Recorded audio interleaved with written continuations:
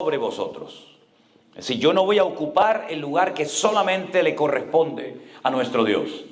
Yo he sido un instrumento que temporalmente el Señor ha utilizado, pero ustedes tienen un Dios, ustedes tienen un rey, ustedes tienen un Señor y saben quién es. Por lo tanto, nosotros no vamos a entrar en ese juego. Pero sin embargo le hace una petición al pueblo, les pide algo y lo quiero leer en el versículo 24. Estamos en Josué capítulo 8, verso 24.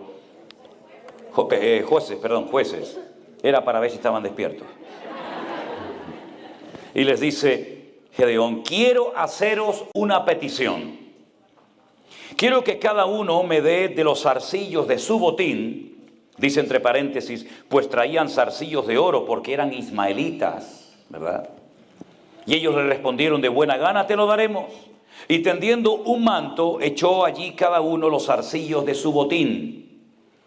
Y fue el peso de los zarcillos de oro que él pidió, 1,700 siclos de oro. Cada ciclo eran aproximadamente unos 14 o 15 gramos de oro. Saque la cuenta. Sin las planchas, los joyeles, los vestidos de púrpura que traían los reyes de Madián, sin los collares que traían sus camellos al cuello. Y Gedeón hizo de ellos un efod. Un efod es un vestido largo, más o menos como hasta las rodillas. Recuerden que el sumo sacerdote de Israel llevaba un efod por debajo de aquel pectoral de las 12 piedras, ¿no? Era un vestido más o menos así, cortito. Dice que con todos esos zarcillos, con todo ese oro que le dieron, hizo un efod, el cual hizo guardar en su ciudad de Ofra. Y todo Israel se prostituyó tras ese efod en aquel lugar y fue tropezadero a Gedeón y a su casa. ¿Cuántos dicen amén a esta palabra? Es decir, ellos habían sido castigados y los enemigos habían vuelto a atacarles y a robarles las cosechas porque habían caído en el pecado de la idolatría. Y ustedes saben que uno de los pecados más repetitivos en la historia del pueblo de Israel era la idolatría. Ya el Señor les había dicho, cuando entren a tomar posesión de la tierra de Canaán, tengan cuidado, porque esos pueblos, esas naciones que viven allí, son idólatras. Tienen imágenes de oro, de plata, de madera. No caigan ustedes en la trampa, en el error de darle culto a esos dioses que tienen ojos pero no ven, que tienen boca y no hablan, que tienen oídos y no oyen, y que tienen pies y no caminan. Porque al Señor tu Dios adorarás y a Él solo servirás. Así que no te conviertas tú a ellos, sino que ellos se conviertan a ti. Y cuando, por ejemplo, usted lee los 10 mandamientos, que están en 2 libros de la Biblia diferentes, Éxodo capítulo 20 y Deuteronomio capítulo 5, usted va a ver que los primeros mandamientos tienen que ver con la prohibición de adorar imágenes de talla. Al Señor tu Dios adorarás, no te postrarás ante imágenes, ¿verdad? No le rendirás culto, etcétera, etcétera. Sin embargo, vemos que ellos no prestaron atención a estos mandamientos que el Señor les había dado, sino que al poco tiempo, viendo toda la idolatría de los filisteos, amorreos, cananeos, madianitas, moabitas, etcétera, etcétera, ellos adoptaron esos dioses como si fueran de ellos, cuando ellos sabían perfectamente que el Dios que los había sacado de Egipto y los había bendecido y cuidado durante su peregrinación de 40 años en el desierto, no era un Dios que se podía darle forma humana o animal, como en una ocasión hicieron, ¿se acuerdan? Cuando dice la Biblia que Moisés se ausentó un tiempo del pueblo, fue a la montaña, al monte Sinaí a orar. Y mientras estaba allí orando en plena comunión con el Señor durante más de 40 días, en ayuno y oración, la Biblia dice que no se les ocurre otra cosa más que hacer un becerro de oro. Y todos comenzaron a adorarlo y a danzar desnudos, ¿verdad? Como una fiesta pagana en medio del desierto. Es decir, el pueblo de Israel, los hijos de Dios, tenemos totalmente prohibido el darle culto a objetos inanimados. Y cada vez que el pueblo de Israel adoraba a uno de estos dioses, que tenía muchos nombres, Micol,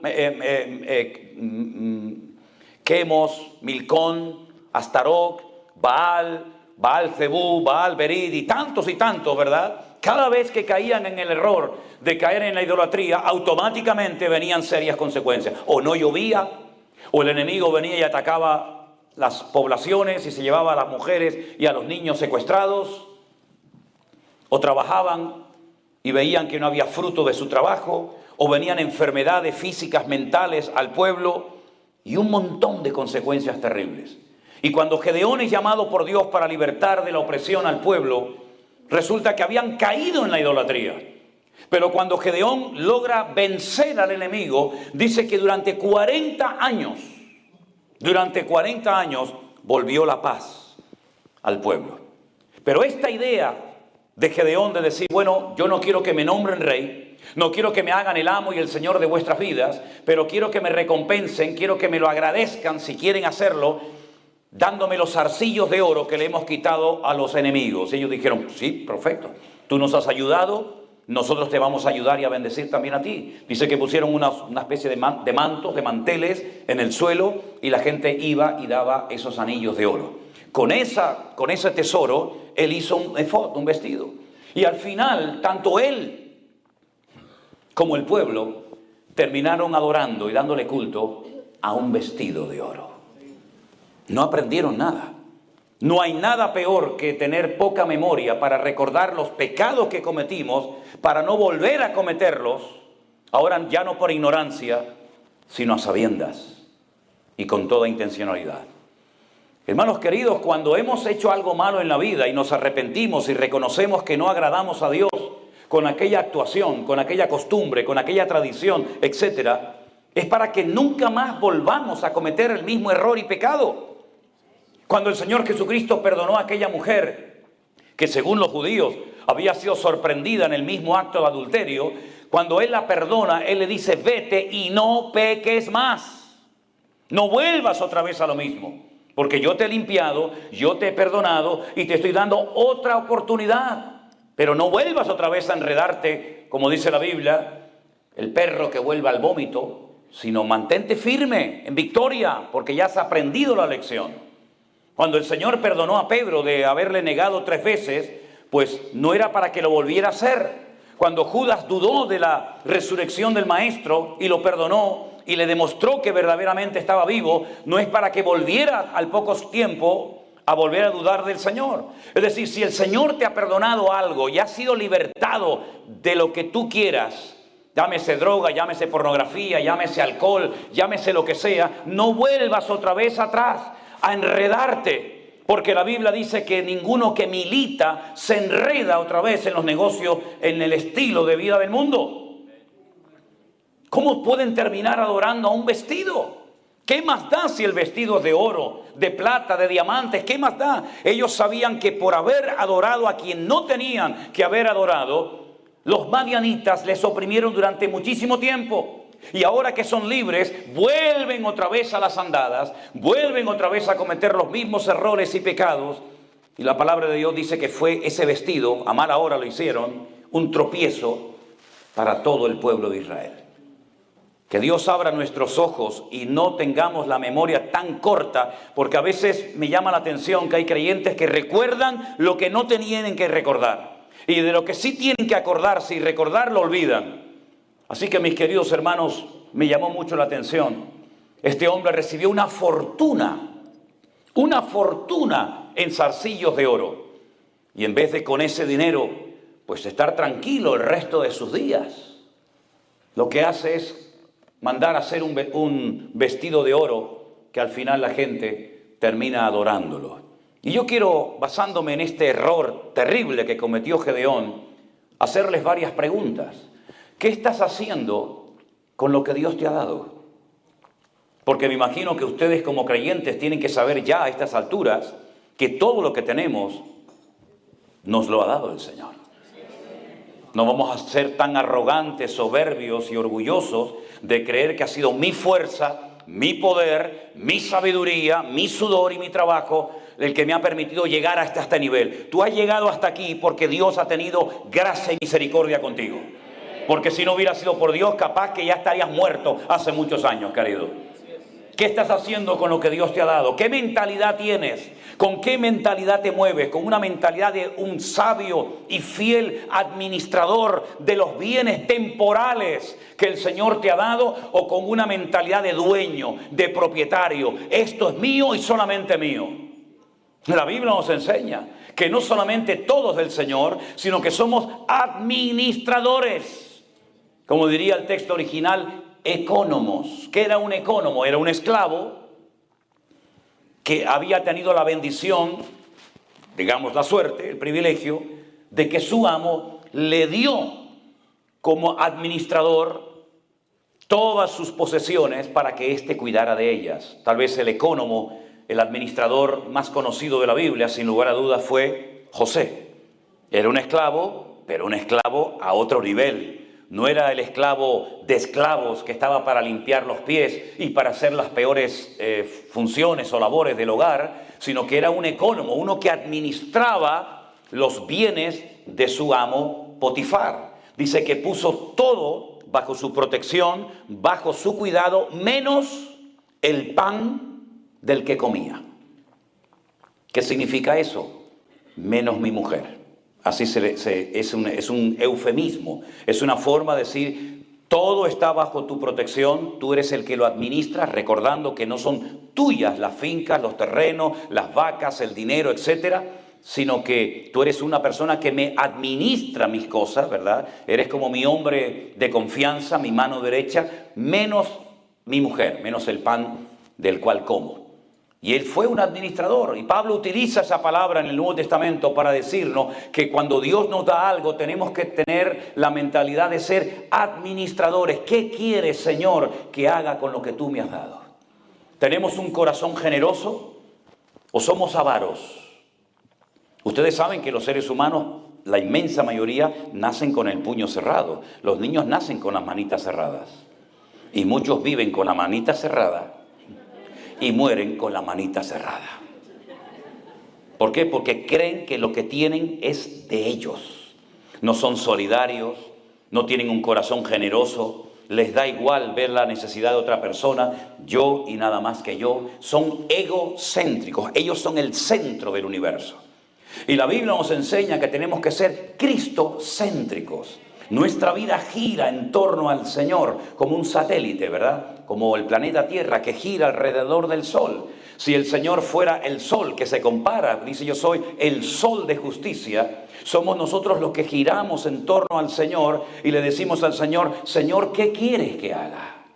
¿Cómo puedo servirte? No solamente se sirve al Señor desde un púlpito con un micrófono en la mano como pastor o predicador predicando la palabra. Esa es una forma de servir al Señor. Pero otra forma también es orando por las personas que van a un lugar a predicar la palabra del Señor. Que Dios les dé fuerza, que Dios les dé sabiduría, que el Señor los proteja, que guarde su salida y su entrada. Otra forma es ayudando, ¿verdad?, a que se hagan eventos, comprando Biblias, comprando libros, financiando a una persona que le hubiera gustado aquí pero no podía venir y tú te enteraste y le dijiste, bueno hermana, yo te voy a pagar para que tú puedas viajar. Es decir, ser solidarios, no ser egoístas, avaros. Eso es lo que dice la palabra del Señor. ¿Cómo estamos utilizando lo que Dios nos ha dado? Tenemos una visión amplia del cuerpo de Cristo, como ayer cuando tuvimos una reunión fundamentalmente para los miembros de la iglesia, ¿no? No habían visitas, era algo, digamos, más casero. Yo le dije, hermanos, tenemos que tener una visión de cuerpo, una visión amplia, no solamente mirar lo que a mí me hace falta, sino también mirar más allá de nuestras fronteras, mirar más allá de nuestros templos. Y tener esa visión amplia. En el Centro Evangélico Vida Nueva enseñamos que somos una sola iglesia, que se reúne en diferentes lugares y horarios por motivos, ¿verdad?, de distancia, etcétera. Pero tenemos la visión de que somos uno en el Señor. Y por eso tenemos que ser solidarios, y no como Gedeón, que utilizó sus bienes para hacer algo que nunca tenía que haber hecho. ¿Cuántos creyentes se han metido en líos, en negocios y en deudas que se podían haber evitado si hubieran primeramente consultado al Señor? Luego incluso algunos se enfadan con el Señor. Señor, el negocio me salió mal, perdí dinero, perdí esto, perdí... Claro, hijo, pero tú estás trabajando como si fueras el dueño, con mentalidad de amo. y le dices al Señor que te acompañe y que apoye tu agenda, cuando eres tú el que le tienes que preguntar al Señor en humildad: Señor, ¿qué quieres que haga con todo lo que tú me has dado? Porque la Biblia dice que cuando Dios da algo y no lo usas para Él, al final se lo va a dar a otro, porque no has sido sabio y no has sido un fiel administrador en la casa de Dios. Amén, hermanos. Miren, durante años yo tuve un sueño que nunca lo pude ver cumplido, y gracias al Señor lo vamos a ver hecho realidad, y les cuento rápidamente. Nos han tratado tan bien la gente cuando viajamos por el mundo. Nos invitan a comer, nos alquilan un hotel, una casa, lo que sea, nos prestan un coche, un carro, que yo decía: Señor, a mí me gustaría algún día poder bendecir a personas, por ejemplo, que están cansadas en la obra, porque los pastores también se cansan. Incluso algunos se cansan de tal manera que abandonan el ministerio y se van a dedicarse a otra cosa. Qué lindo sería, Señor, si pudiéramos tener un lugar donde las familias con sus hijos, los pastores o no pastores, pudieran ir a descansar. Qué hermoso poder tener un lugar para hacer retiros, campamentos, convenciones, vigilias de oración, seminarios bíblicos. Un lugar amplio, grande, donde la gente pueda ir a descansar, a pasarlo bien, de vacaciones. Y orábamos en esta línea. Yo le decía: Señor, danos ese lugar, Padre. Resulta que un día en internet, navegando, viendo diferentes propiedades, vi una finca, un terreno enorme, enorme. Nosotros hablamos en metros, no hablamos en acres ni nada de esto. Tiene más de 27.000 metros cuadrados, hay varias construcciones dentro, tiene unos terrenos inmensos, hay cantidad de árboles de naranjas y de limones. Y entonces nos pusimos en contacto con esta señora. Es una señora, la propietaria de esto. Era una finca que antiguamente la explotaban para el tema de la agricultura, pero ya la señora está muy mayor y no quiere seguir en esto. Y llegamos a un acuerdo con ella y nos hizo una rebaja bastante grande. Y hemos dado ya una señal para poder hacernos con esta propiedad. Y entonces les quiero compartir esto. ¿Por qué? Porque en esa propiedad, cuando el Señor no nos permita adquirirla, Dios mediante, para el mes de mayo, tal vez junio, vamos a tener que comprar un montón de toallas y sábanas y mantas y colchones y tenedores y cuchillos y montones de cosas para que cuando la gente venga, cuando los jóvenes vengan, las familias vayan allí a hacer alguna actividad de vacaciones, pues puedan tener un lugar, ¿verdad? Y que tenga usted su toalla, su manta, su colchón, su almohada o todo lo que sea. Ahí hay una oportunidad para apoyar este evento, este proyecto. También una de las cosas que necesitaremos son personas que quieran venir a ayudar, a limpiar, a pintar, a cortar árboles, a poner todo aquello decente. Ya tenemos una pequeña lista de hombres y de mujeres que me dicen: hermanos, nosotros vamos, ayudamos a pintar, a arreglar. Es decir, cuando alguien está aburrido en las cosas del Señor, es porque a lo mejor no le han abierto los ojos y le han indicado que la obra del Señor necesita de obreros, de hombres y mujeres que sin protagonismo, sin esperar nada a cambio, están dispuestos a invertir de su tiempo, de sus recursos, de sus bienes materiales para bendecir la obra del Señor. Se preguntarán algunos, porque yo ya llevo mucho tiempo en esto, yo ya soy muy mayor. Y sé que a veces la gente dirá: ¿y esa propiedad va a estar a nombre de usted, Pastor Manuel Sierra? No, señor. No, porque no es mi propiedad. Esa propiedad va a estar a nombre del Centro Evangélico Vida Nueva. Porque Manolo Sierra, cuando se muera, se murió, pero la obra del Señor sigue adelante. Así que no es mía, es de la obra del Señor y de usted también, mi hermano. Esa propiedad será de los hermanos de Las Vegas. Y será de los hermanos de Alicante, y será de los hermanos de Madrid, y será de los hermanos de San Francisco. Es una propiedad que es para la obra del Señor. Y si usted el día de mañana quiere ir a verla, pues nos llama, se pone en contacto con nosotros y le diremos: pues mire, estas fechas están libres para que usted pueda venir a trabajar, a limpiar, a lo que sea. Pero esa es la mentalidad que queremos tener.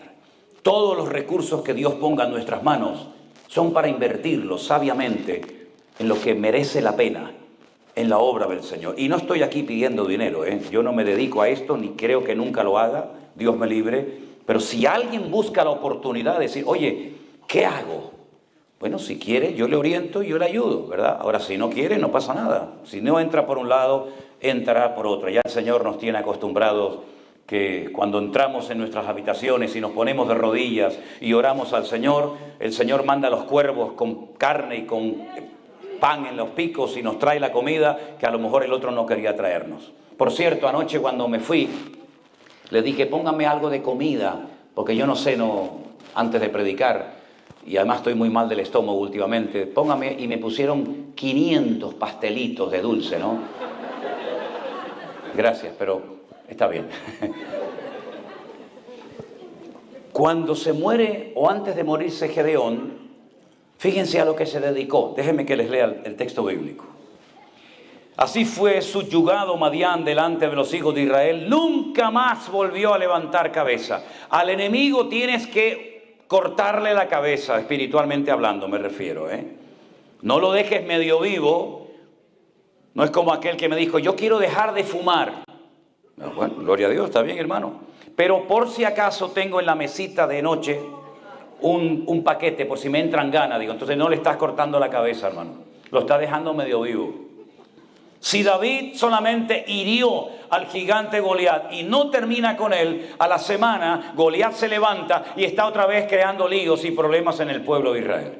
Así que no dejes la droga medio viva, media muerta, el alcohol o lo que sea, sino acaba 100%. La batalla fue hasta que se obtuvo una victoria completa. El pueblo reposó 40 años y entonces Gedeón en el versículo 30 dice que tuvo 70 hijos. Tenía mucho tiempo libre el hombre, ¿no? No había televisión, no había internet. ¿Qué vamos a hacer? 70 hijos que constituyeron su descendencia y tuvo muchas mujeres el hombre. 70 hijos, muchas mujeres. Pero además de las muchas mujeres que tenía, también tuvo una concubina.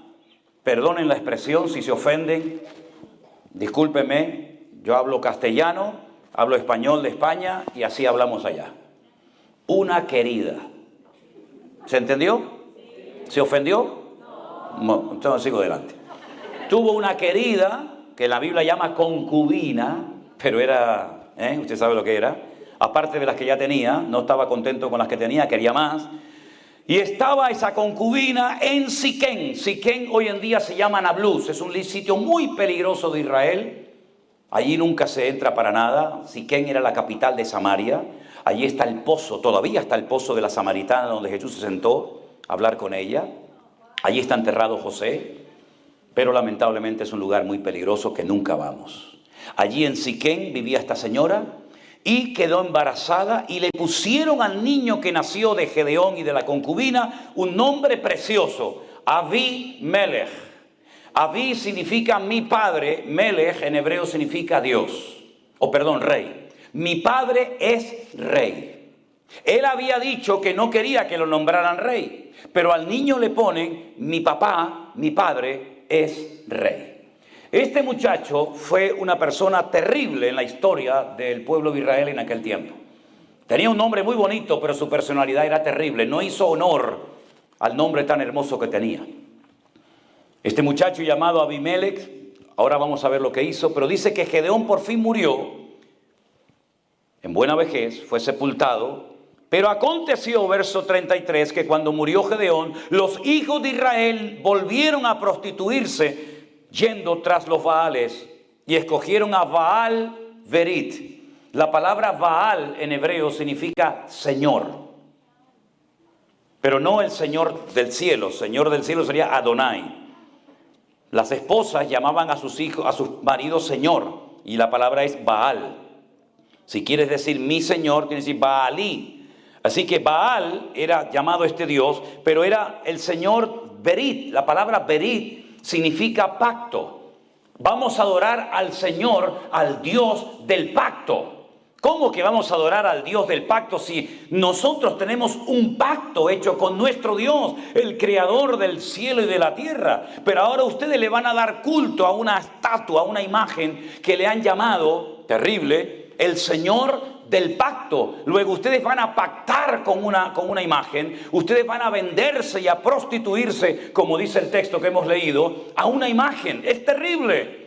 Ustedes, en vez de adorar a Dios, están adorando a creaciones hechas por las manos del hombre, porque eso es la idolatría. Cuando usted adora a San Pancracio, a María, a la Guadalupe, a la Coromoto, a Judas Tadeo y a toda la familia, usted no está adorando a personas, usted está dándole culto a estatuas, a imágenes que los hombres la tienen que llevar sobre sus hombros porque no pueden caminar por sí mismas. Yo no sé aquí en Estados Unidos, pero yo vengo de un país tremendamente religioso, donde todos los años, por ejemplo en la época generalmente de Semana Santa, ahora será a finales de marzo, vas a ver por todas las ciudades y pueblos grandes y pequeños de España a gente cargando los ídolos.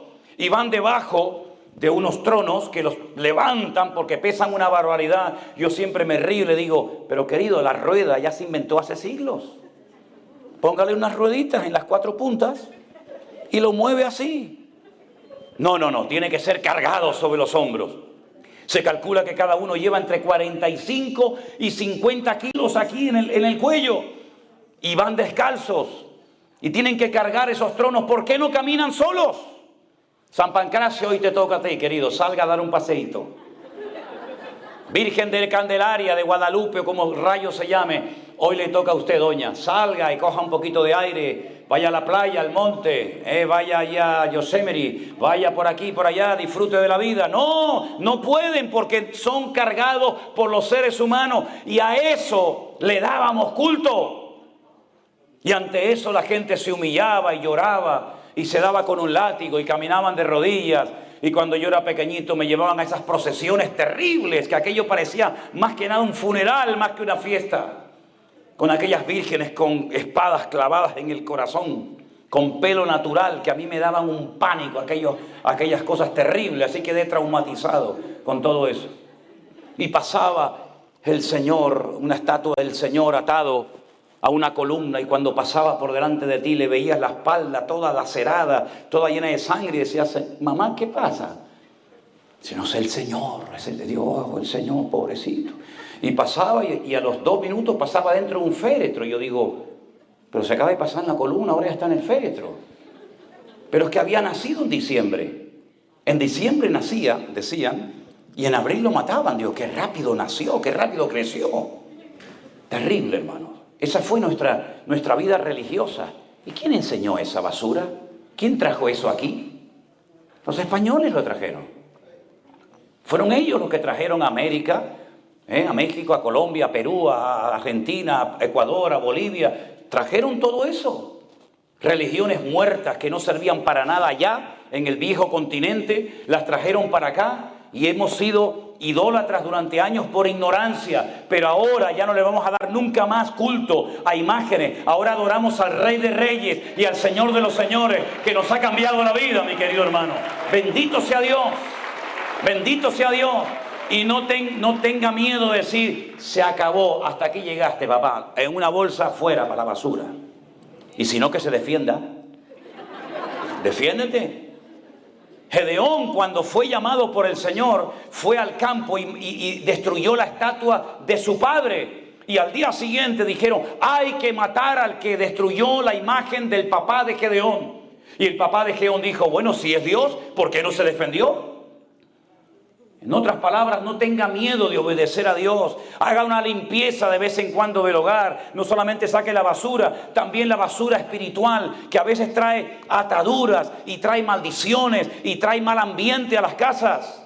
Nunca me olvidaré, yo estaba predicando al aire libre en una campaña evangelística hace años en Canarias.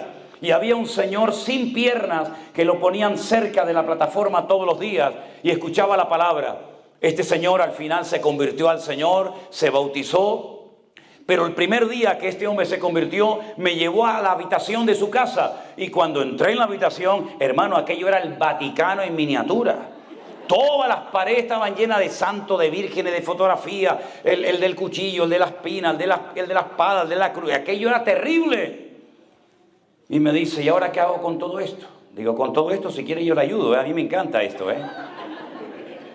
Leña y al fuego. ¿Y saben qué lo hizo? Pero comenzó a llorar. Y me dijo, ¿saben qué, hermano? Mire la pared como está, toda llena de agujeros. Para que cuando vea esos agujeros se dé cuenta de dónde te sacó el Señor. Así que mis queridos hermanos, yo doy gracias a Dios que nuestros ojos fueron abiertos y que nunca más volveremos a esa ignorancia, a ese engaño, a esa manipulación, a esas mentiras creadas por las manos del ser humano, pero que no tienen poder ni para hacernos daño, ni para hacernos cosas buenas, porque están muertos. Y dice la Biblia, y los que lo adoran son igual que ellos, están muertos espiritualmente hablando.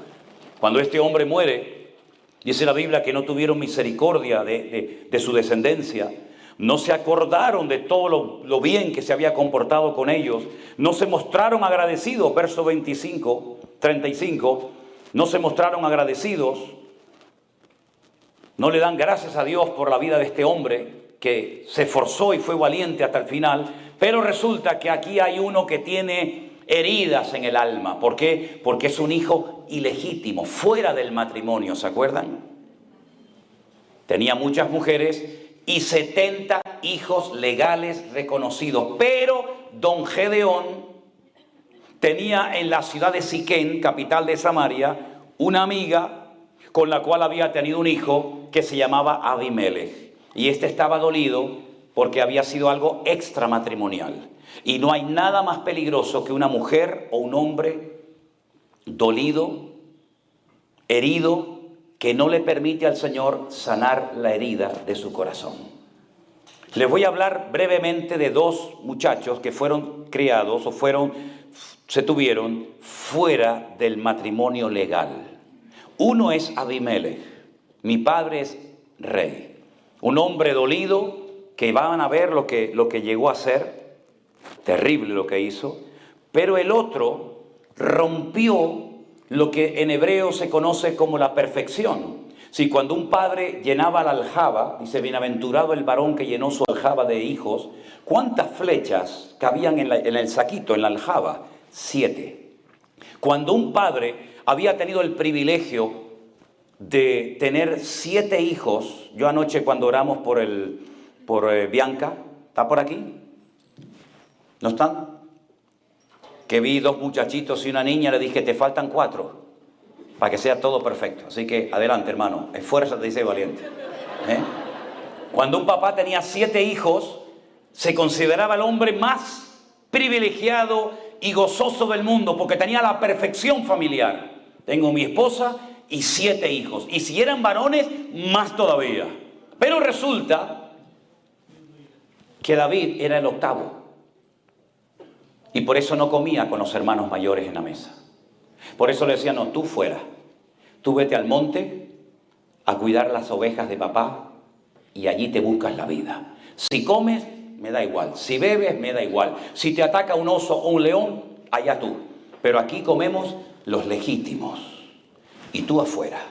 Hasta el punto era el menosprecio al que había roto el patrón del 7 de la perfección, que cuando el profeta, el varón de Dios, el hombre más importante e influyente en Israel, va a la casa de su padre Isaí, porque dice que el Señor lo había mandado para ungir al siguiente rey de Israel. Conocen la historia, ¿verdad?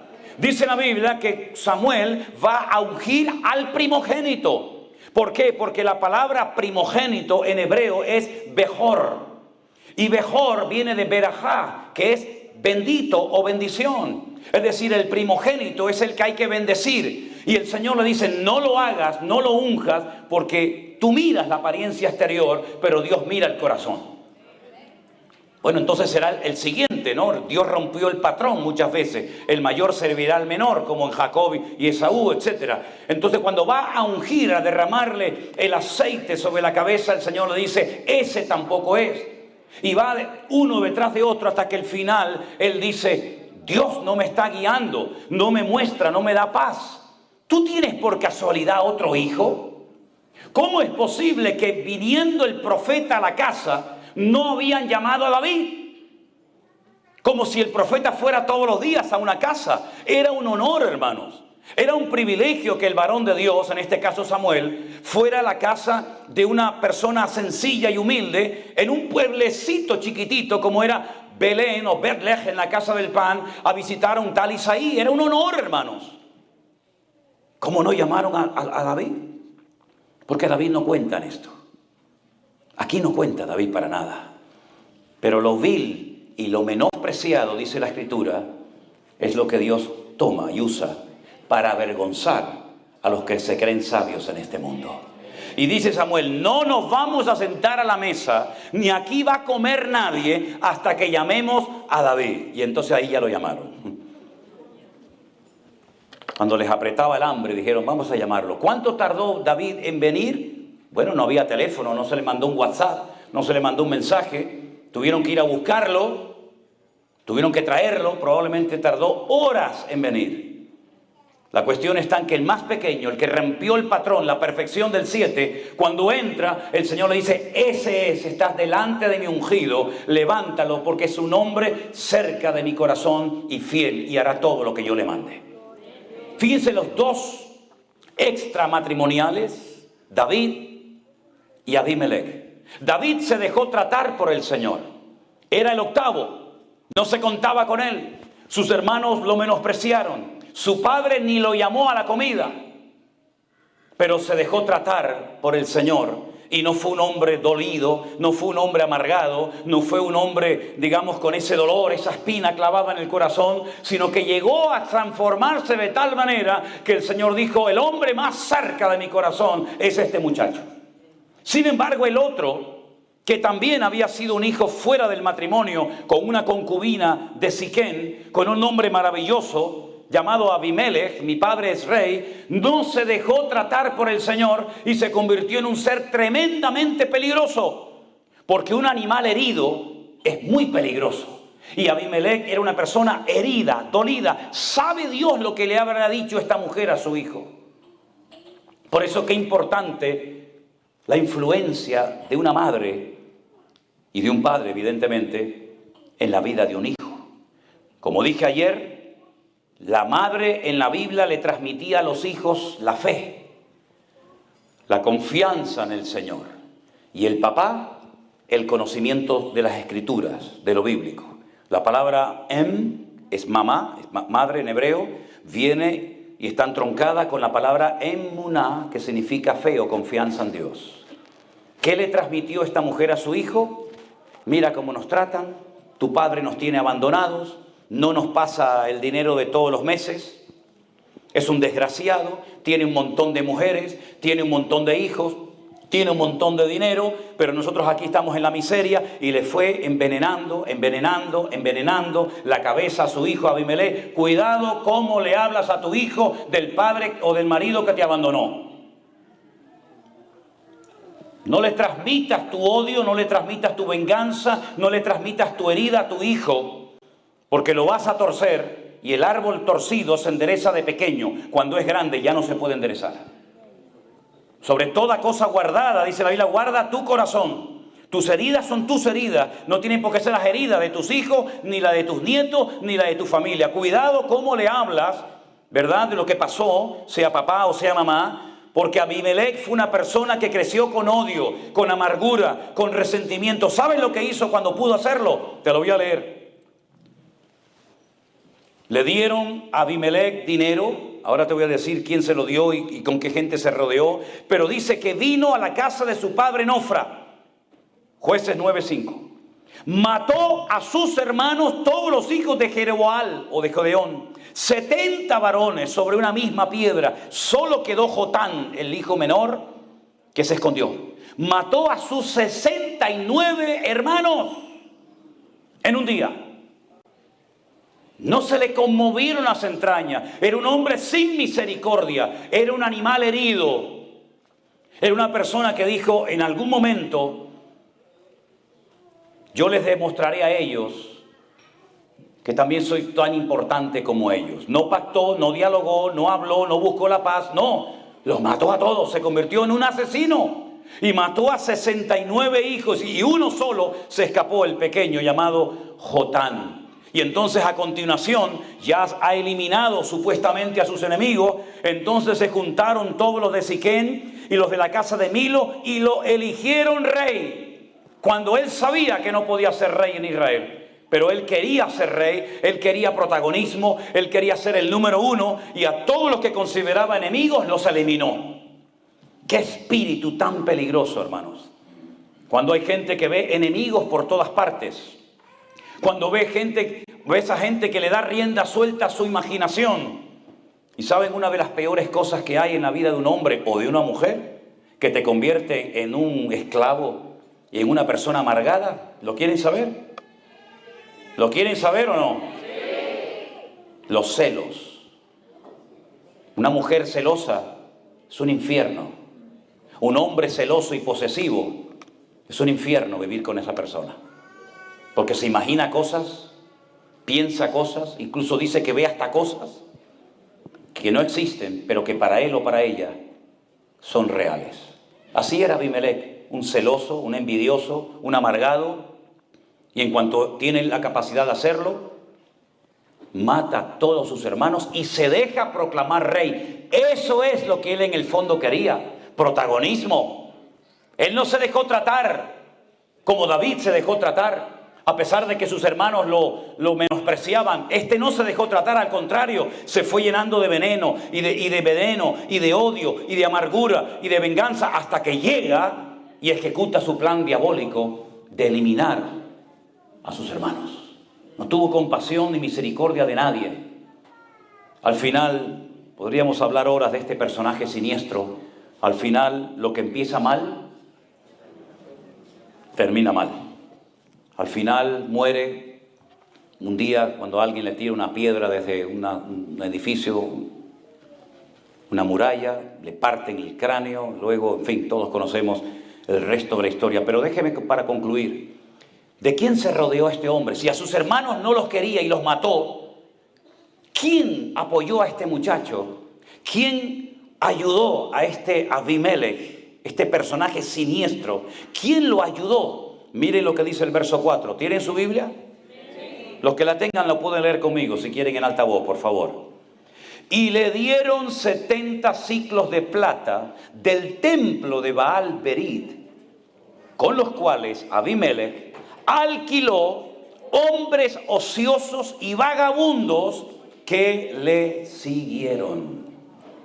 ¿Quiénes le siguieron? Hombres ociosos, vagos, de mala reputación, vagos que le siguieron. Hay un refrán que seguramente ustedes lo conocen, el refranero popular del español es muy amplio, hay miles y miles de refranes, pero hay uno que dice: dime con quién andas y te diré quién eres. Quien se arrima a buen árbol, buena sombra le cobija, ¿verdad? Y todo eso. Proverbio dice: anda con sabios y sabio serás. Este se rodeó de lo peor, de la peor calaña, vagos, ociosos, personas que no querían hacer nada, pero los compró con dinero, los alquiló, dice la Biblia, y entonces le apoyaba. ¿Sabes? Tú tienes que orar al Señor para rodearte de gente que te amen tanto, que sean capaces de decirte cuando hagas algo mal, que te lo digan. Si solamente te rodeas de personas que te van a favorecer y te van a decir lo que tú en el fondo quieres oír, tienes un gran problema. ¿Qué es lo que hacen la mayoría de los políticos? Compran a los que les rodean, los alquilan como hizo Abimelech, y estos dicen lo que el presidente o el gobernador o quien sea en el fondo quieren oír, pero no se atreven a decirle: usted está equivocado. Eso no es así. ¿Qué es lo que hacen muchos ministerios hoy en día? Se rodean de personas, todos comprados, todos alquilados, como Abimelech. Y entonces: sí, pastor, sí, hermano, sí, pastor, usted es el varón de Dios, sí, usted es el ungido de Jehová. Y al final lo que están haciendo es echan a perder a este hombre que podía haber sido una bendición, pero que por haberse rodeado de vagabundos y de vividores y de personas que con tal de quedar bien delante del hombre son capaces de quedar mal delante de Dios, al final terminan estropeando a una persona. Y yo siempre he dicho a la gente, en el momento en el que ustedes comiencen a notar, con la Biblia en la mano, que yo me estoy desviando, que ya no predico la sana doctrina, que ya no predico la palabra, sino empiezo a predicar tonterías y no tiene nada que ver con la palabra de Dios, hermanos, denúncienlo, díganlo, háblenlo. No digan, sí, pastor, no, no, pastor. El creyente no está obligado a decir amén a todo lo que se predica, sino amén a lo que es bíblico y no amén a lo que no es bíblico en la palabra de Dios. Y este fue el problema de Abimelech. Un muchacho resentido, amargado, frustrado, lleno de odio, lleno de amargura en su corazón, lleno de celos, que mata a quien no tenía que haber matado. Se rodea de quien nunca tenía que haberse rodeado y finalmente se convierte en un rey que ni era nada, porque empezó mal y terminó mal. Que Dios guarde nuestras vidas, mis queridos hermanos, de cometer los mismos errores, porque si usted ha notado, en la Biblia no se ocultan los errores ni los pecados de los hombres de Dios. No solamente encontramos lo bonito que hizo David, también lo feo, Y no solamente vemos los milagros y las maravillas que hizo Gedeón, sino también los errores que cometió. Y la pregunta es, ¿por qué la Biblia no ocultó lo malo? ¿Por qué no se contó? ¿Por qué no se relató solamente lo bueno? Bueno, primeramente para que no tengamos un concepto distorsionado de esos personajes de la Biblia. Porque Santiago en su epístola, casi al final del Nuevo Testamento, dice que Elías, fíjense de quién estamos hablando, Elías, dice, era un hombre sujeto a pasiones semejantes a las nuestras. Es decir, era un hombre exactamente igual que nosotros, pero cuando oraba, cuando ministraba, cuando el Señor lo usaba, era una bendición tremenda. Pero era exactamente igual que nosotros. Hermanos, si en vez de haber sido la época de Gedeón, de David, de Pedro, de Sansón, hubiéramos vivido nosotros, ¿qué nos hubiera pasado a nosotros? A lo mejor nos hubiera hablado de los pecados de Gedeón, o de los pecados de David, o de los pecados de Salomón. Tal vez se hubieran hablado de nuestros pecados, ¿no les parece? Así que ninguno de nosotros estamos exentos de cometer los mismos errores, los mismos tropiezos y los mismos pecados que ellos cometieron. Con estos dos personajes, Gedeón y con Abimelech, creo que tenemos material e información más que suficiente para saber cómo tenemos que vivir decentemente y con orden. ¿No les parece, hermanos? Ok. Voy a cortar porque tienen una cara de hambre. Ya se oye alguna tripa sonando. Y como yo le decía a mis hermanos en Argentina cuando vivimos allí un tiempo, ustedes son muy espirituales en la iglesia, pero siempre terminan todos en la carne. Siempre tenían los grandes asados de carne y tal, ¿no? Así que vamos a darle gracias al Señor por esta palabra, que espero que no haya sido una palabra más en tu vida, sino que sea una palabra que te ha abierto los ojos y el corazón para que usted sepa en todo momento que lo mismo que le pasó a Abimelech o a Gedeón o a cualquier otro personaje de la Biblia, también nos puede pasar a nosotros si nos desviamos del Señor y bajamos la guardia y nos creemos intocables. Somos tan vulnerables como cualquiera. Solamente la gracia y la misericordia de Dios nos permite estar en pie. Amén, hermanos. Cierre sus ojos, oramos a nuestro buen Dios. Padre Celestial, te damos muchas gracias en esta mañana por tu hermosa y poderosa palabra. Pido, Señor, que tú nos guardes incluso de esas cosas que ignoramos, de esas trampas, de esas maquinaciones diabólicas que a veces se entretejen,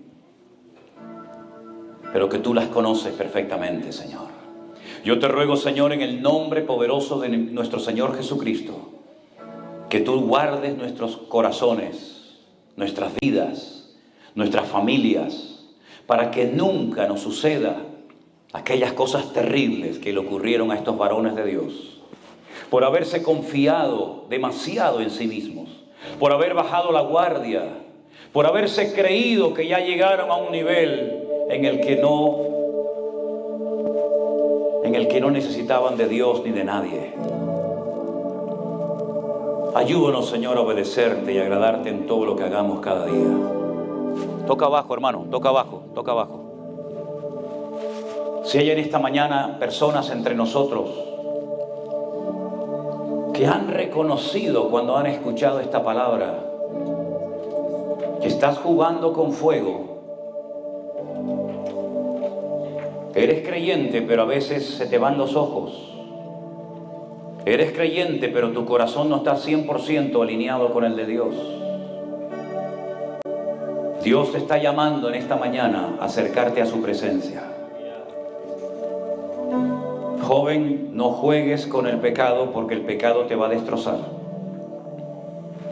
Hermanos queridos, lo que usted no domina, lo que usted no controla, le termina controlando y dominando a usted. No diga esa frase, no, cuando yo quiero lo dejo. No crean eso, hermano.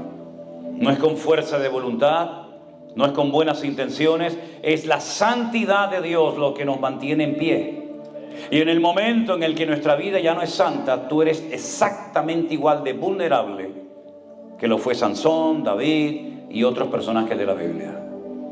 Así que tómense bien en serio su comunión, su relación con el Señor. No dejes que nada ni nadie se interponga en tu relación con el Señor.